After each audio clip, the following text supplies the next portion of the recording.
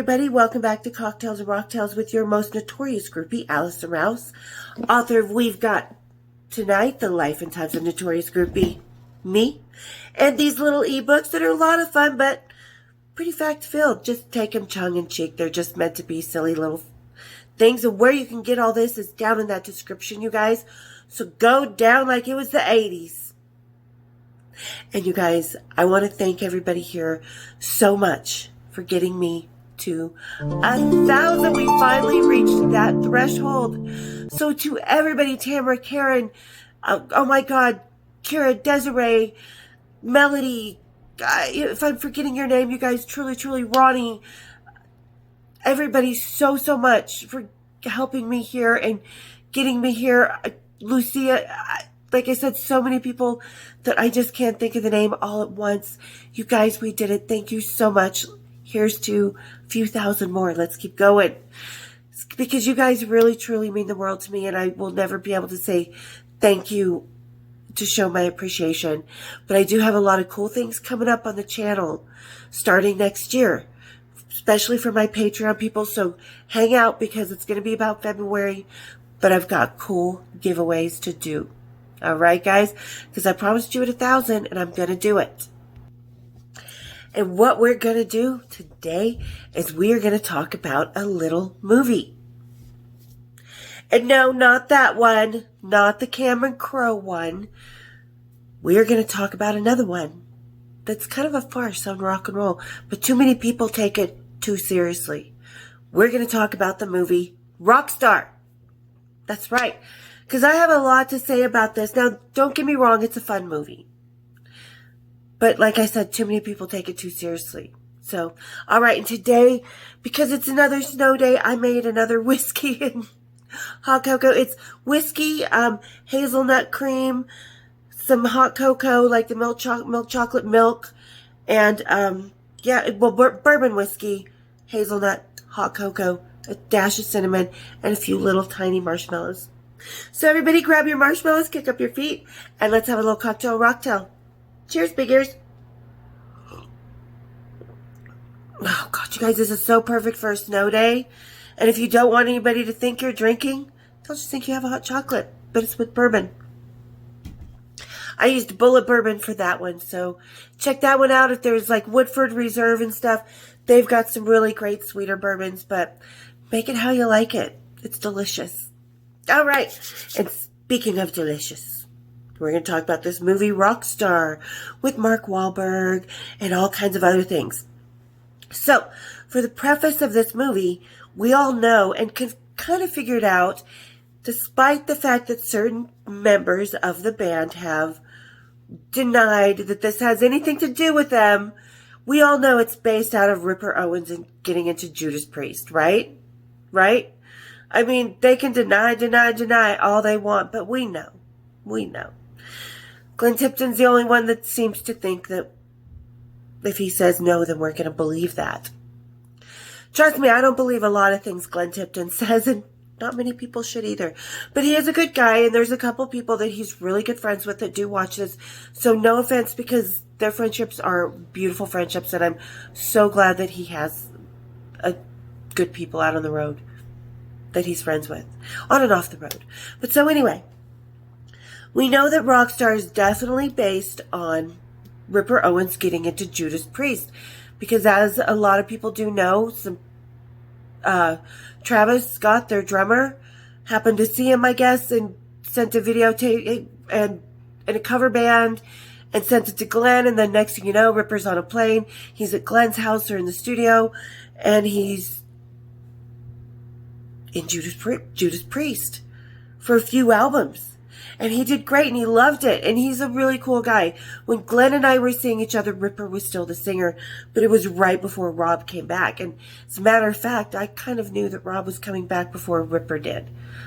Some people talk, pillow talk, lots of stuff comes out. So, little story based on Judas Priest, and this is kind of where it all goes ski-wambus after that. Now, I'm going to tell you guys something that a lot of people may not agree with me with. Some people may. Glenn Tipton is so Kurt Cuddy. So Kurt Cuddy! So Kurt Cudi, because every band, like I said, has that one member that is the total controller. Like, they cannot do anything without his say. They don't do this, they don't do that. I just did Chris Holmes, and Blackie Lawless was that in Wasp. In Metallica,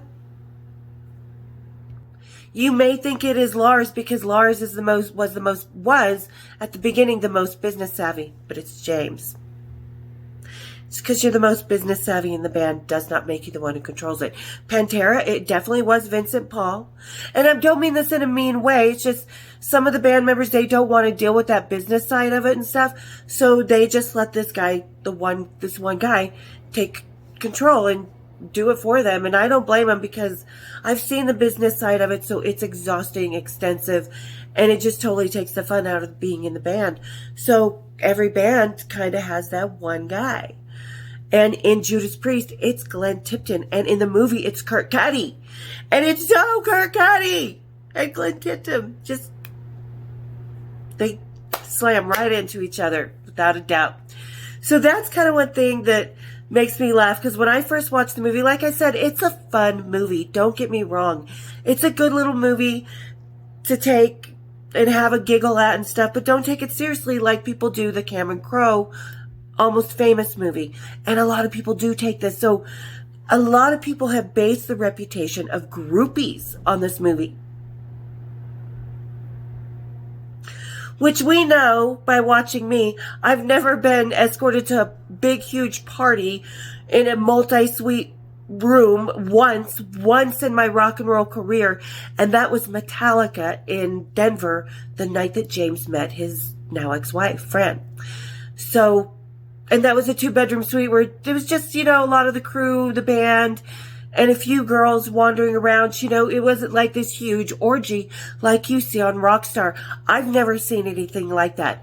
And as we know, Hollywood has to just completely explode what the reality is and kind of twist it around to make it much more interesting, because a lot of people say my book is boring. Well, that's rock and roll. And I'm sorry that the movies and certain other books don't portray it that way, but it's boring AF on the road. So, like I said, I have never in my life seen huge parties like that. And never would any groupie that I know, or most groupies in the 80s, no, we would not stand in line and say, I need to do them first so I can get to work. We had a different, and that's a lot of people kind of base. The closest thing to do with great groupies in the 80s were the two girls who took the video to Kurt Cudi. That is like a lot of girls like me and Danny, or me and Kristen, or Kristen and Danny, or, Detroit, or there's groupies that we can identify with that one friend that we had. There was groupies that came before me that were like that. So that's the closest to the truth, is these two girls who were liked and well respected enough to go to the guy's house, and they keep a relationship with the guy. That's kind of what people miss out, but they love music, so they're around a lot of different types of music. So don't take the groupie scene and the rock and roll party scene. Yes, it was the 80s. Yes, it was hedonism, but it was hedonism with a little bit of boredom thrown into it. Not as crazy as that. Like I said, the sex, drugs, and rock and roll was more kind of a one-on-one, keep it in the family type of thing. And nobody was passing anybody around like an hors d'oeuvre tray. So that kind of bothers me, because it makes women like me kind of a joke. People have never taken groupie seriously anyway. So this kind of takes away from any credibility. But it shouldn't bother most of us, because we know the relationships that we have with our guys. And that's the most important thing, right? But so, it kind of really makes a big, what am I trying to say? I'm not trying to use parody a lot, but it really does just make it a mountain out of a molehill type of thing. So don't take that too seriously. And another thing not to take too seriously, and ladies at home, the wives, you can attest to this, what wives would be riding in a limo behind the bus with their astrologers on there? Glenn Tipton's been known to play some groupies back to back. And get one coming as one's getting on the plane to go. But never would they let their wives and their girlfriends, groupies, whatever, they will never let any of us cross paths. It's such a carefully crafted world, the real rock and roll, to keep that from intersecting. We live very parallel lives in rock and roll from other people. And no wife I know would be riding in the back drunk at 10 o'clock in the morning. I know a couple wives would get drunk at 10 in the morning in the 80s, but never would they ride in the back and tolerate some other women on that tour bus. Oh no. They would get Tiger Woods' wife on it, just swinging with that golf club. No, no, no, no, no. But like I said, a lot of it's true based on the Judas Priest story. That's the only thing that is actual based in some sort of reality with this movie. And actually Mark Wahlberg sang because a lot of people knew he rapped, but he couldn't sing. And they would play jokes and stuff on the, but that is one thing. They did make one heck of a catchy song for that movie. It does actually rock, and Mark Wahlberg did a great job. And they did a great job at kind of portraying, and of course they over dramatized the whole Rob Halford leaving Judas Priest and all this stuff. And, you know, so take that with a grain of salt. But all of it, like I watched when they were doing the photo shoots and Mark Wahlberg was becoming this big part of the band, and they were just putting this huge, like, backstory and this facade for him. They were creating this rock and roll facade for the Mark Wahlberg character. And, you know, Jennifer Aniston, that's kind of true. Like, I can see that happening, but because she walked away and went to do her own thing. You know, she's watching this guy I loved. We can all identify with that, where the guy we loved all of a sudden becomes big, and you just are like, I don't want any part of this. We all know my story with that one. What band that's I walked away from, because I saw them going in that direction that I never wanted to. But like I said, it was meant to be a silly movie. It was meant to be a funny movie. And it is. It is. But just don't take it too seriously, because like I said, there's so much that's so wrong with that movie. And I'm do glad that they did use real musicians like Jason Bonham and Zach and everything. Because as compared to like when you watch Almost Famous and you watch that band, that none of them are musicians. They're all actors. The person who was a consultant on that was Nancy Wilson. So when I watch Almost Famous and I watched that, the Russell character on stage, put it side to side. He's doing Nancy Wilson all over the place. So he's doing the same kind of cool groove, getting in the groove moves and stuff. So I'm glad that Rockstar did use actual musicians, because I think it kind of brought the story more to life doing that, which was awesome. And don't get me wrong, groupies, once a band gets big, the groupies multiply. But they don't multiply together. Trust me, I do not know one groupie from the 80s. No way, no how. But like I said, cute little movie.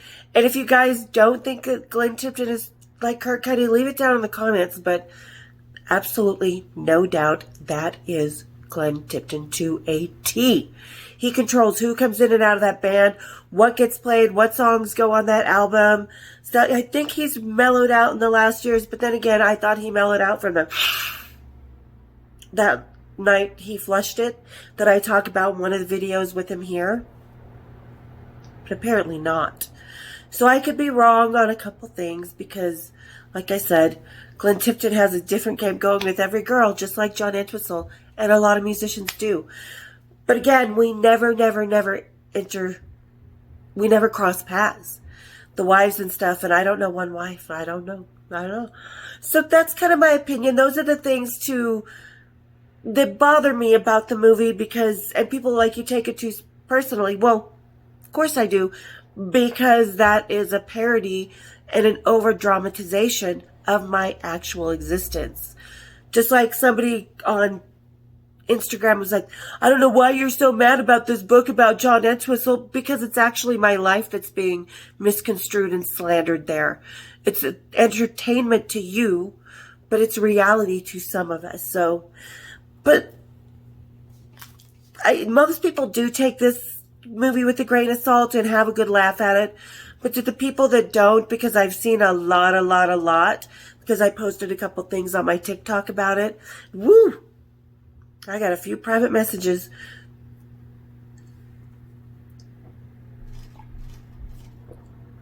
The whiskey is what I need in that, for that. But, fun movie. Definitely.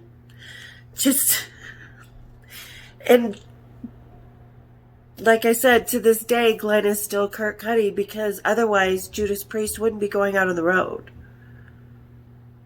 You know, they're kind of a broke down band at this point. Unfortunately, because now they've just moved from the Rockstar movie to Spinal Tap. I said it out loud. I'm sorry, I don't think Judas Priest should keep going, because I had a mother that passed away with Alzheimer's and Parkinson's are only one Lewy body away from each other. And that, for me, as a daughter who had a mother with that would be terrifying for my father to be out there on the road with that. Just absolutely terrifying, because you don't know when his memory can just kind of blow. And when you're out on the road like that, it's terrifying.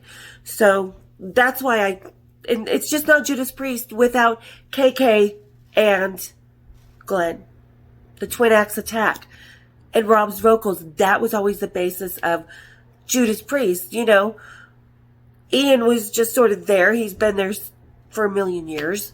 But he's just sort of there. And Scott, let's face it, he's the longest drummer they've probably had, but they could replace him like they did the drummer before him.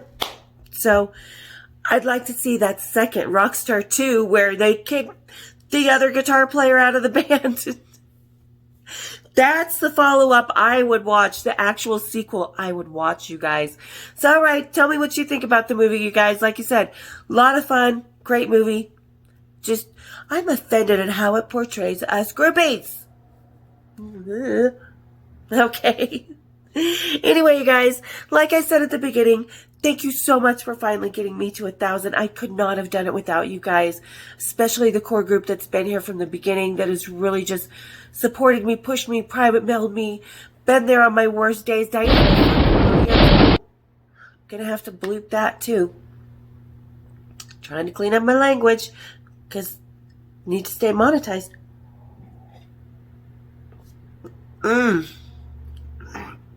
Excuse me, I just got a big hit of that whiskey. Whew. Cleared my sinuses. So thank you guys. And like I said, with Patreon, I am definitely going to be giving you guys, sending out merch and more merch as it goes along. And not just from my Patreon merch, but from my actual merch line. So hang out. It'll be at least another month before I get that started. And you guys here for my memberships, I do have another video where I'm going to talk about the future of this channel, because yes, there will be live Q&As, but not in the way you think. So you guys that are just haunting this channel, memberships are going to be everything, because I just got approved for them. So hit that subscribe button, hit the like button, hit the share, of course hit my bells, and come and join me for a lot of cocktails and rocktails. Okay? A lot of cool stuff coming. All right. Cheers, big ears.